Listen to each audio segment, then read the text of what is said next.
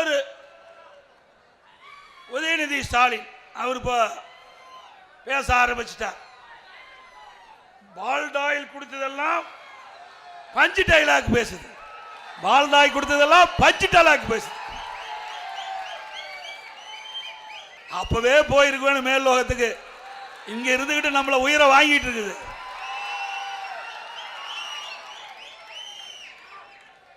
இன்னொரு மந்திரி போய் மூக்கு பிடிக்க பிரியாணி சாப்பிட்டார் வீட்டில். அந்த வீட்டில் இருக்கிறவங்க தான் அண்ணா பல்கலைக்கழகத்தில் ஒரு மாணவிக்கு பாலியல் சீண்டல் பண்றார். அவர் சொல்றாரு, எடப்பாடி பழனிசாமி தமிழ்நாடு அரசிலிருந்து துடைத்து எடுக்கப்படுவாராம். திரு மா சுப்பிரமணியம் அவர்களே, இப்பொழுது அந்த வீட்டில் போய் நல்ல பிரியாணி சாப்பிட்டீங்க, அண்ணா திமுக ஆட்சி வந்தா களி சாப்பிடுவீங்க.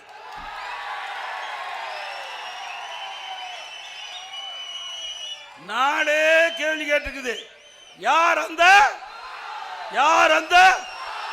அந்த சார் அடையாளம் காட்டப்படுவார். அண்ணா திமுக ஆட்சி மலர்ந்தவுடனே சட்ட நீதியாக நடவடிக்கை எடுக்கப்படும். எடுப்போம்ல. இன்னொன்னு சொல்றார், 8000 கூப்பன் கொடுக்கிறான். நீ ஒரு திட்டத்தை அறிவிச்சா உங்க குடும்பத்துக்கு நன்மை கிடைக்க வேண்டும் என்ற திட்டத்தை அறிவிப்ப. நாம அண்ணா திமுக ஆட்சிக்கு வந்தா குடும்ப அட்டையில் இருக்கின்ற அந்த குடும்ப தலைவருடைய பெயர்ல வங்கியில 10,000 உதவித்தொகை வழங்கப்படும் அறிவிச்சோம். நேரடியாக அந்த குடும்பத்துக்கு வங்கி கணக்கு போகணும். ஸ்டாலின் என்ன அறிவிக்கிறாரு, கூப்பன் கொடுக்கிறாங்க. அந்த கூப்பன் யார் கொடுப்பா? திமுக காரன் கொடுப்பான். திமுக காரன் கமிஷன் வாங்கினா அந்த கமிஷன் ஒரு பகுதி ஸ்டாலின் குடும்பத்துக்கு போகும்.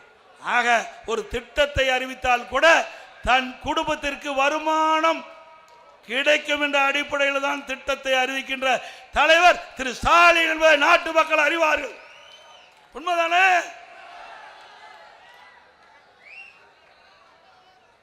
இன்றைக்கு 8000 ரூபாய் அவர் ஆட்சிக்கு வர போறதில்ல, கொடுக்க போறதில்ல, அது ஒரு விஷயம். 8000 ரூபாய் கூப்பன் இல்லத்தரசி ஓட்டு வாங்குறதுக்கு ஸ்டாலின் போடுகின்ற சூழ்ச்சி. இந்த தேர்தலில் திமுக வீழ்ச்சி தானே. ஒரு ஆடியோ ஒன்று வந்தது, உங்களுக்கு எல்லாத்துக்கும் தெரியும், எல்லாம் செல்போன் வச்சிருக்கிறீங்க. வலைதளத்தில் ஒரு வைரலா பரவிச்சு. அதுல முன்னாள் மத்திய அமைச்சர் நாடாளுமன்ற உறுப்பினர் திரு ஆர் ராசா அவர்கள் ஒரு கருத்தை சொன்னதாக செய்தி, பரவலான செய்தி.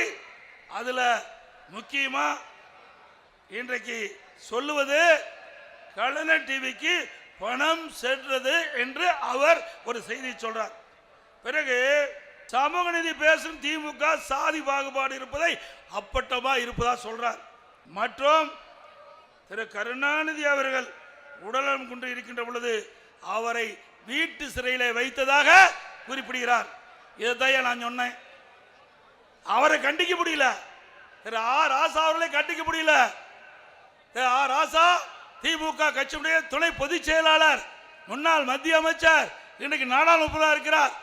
அவர் இன்னைக்கு வலைதளத்தில் வந்த செய்தி, அவர் ஆடியோவில் பேசுற செய்தி தமிழகம் முழுவதும் மட்டும் இந்தியா முழுவதும் வைரலாக பரவி பேசு பொருளாகிட்டது. அதைத்தாங்க நான் சொன்னேன்.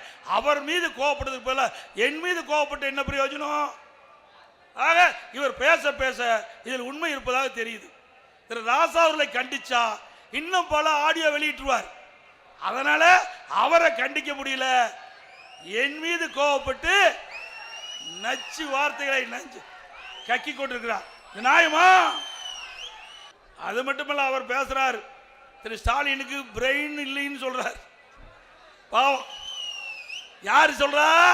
திமுக கட்சியுடைய துணை பொதுச் சொல்ல. நாம சொல்லல. நாம சொன்னோமா? இல்ல. திமுக கட்சியுடைய துணை பொதுச் ஆர் ராசா அவர்கள் அந்த ஆடியோவில் சொன்ன ஒரு கருத்து, அந்த கருத்து தான் வைரலா பரவிச்சு. நானும் கேட்டேன், அந்த செய்தியை தான் சொல்ற மொழி நாங்கள் சொல்லல. தேமுதிக தலைவர் மரியாதைக்குரிய மறைந்த திரு விஜயகாந்த் அவர்கள் நம்ம கூட்டணியில் இருக்கும்போது ஒரு பேச்சு, கூட்டணி இல்லாத ஒரு பேச்சு எப்பவும் பேசுறதில்லை. ஆனா அதில் ஒரு கருத்து சொல்றாங்க. யாரோட போய் கூட்டி சேர்ந்திருக்கிறாங்க? திராவிட முன்னேற்ற கழகத்தை பகிரங்கமா எதிர்த்தது தேசிய முற்போக்கு திராவிட கழகம் திமுக கடுமையா எதிர்த்தாங்க.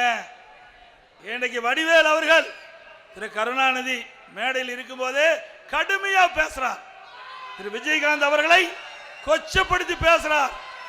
அப்படிப்பட்டவரோடு கூட்டா எப்படி கூட்ட வச்சீங்கன்னு நாட்டு மக்களுக்கு தெரியும். எப்படி கூட்டு வச்சாலே உங்களுக்கு தெரியும். மேலும் விளக்க வேண்டிய அவசியம் இல்லை. இன்னொன்னு சொல்றாரு, அண்ணா திமுக மேலவை உறுப்பினர் மாநில உறுப்பினர் கிடைக்கவில்லை என்று சொன்ன தவறு.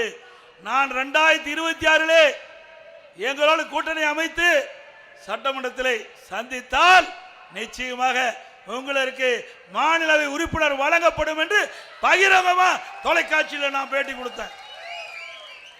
நீங்க ஏதோ திட்டமிட்டு போயிருக்கிறீங்க, அது வேற விஷயம். அது உங்களுடைய சொந்த விஷயம்.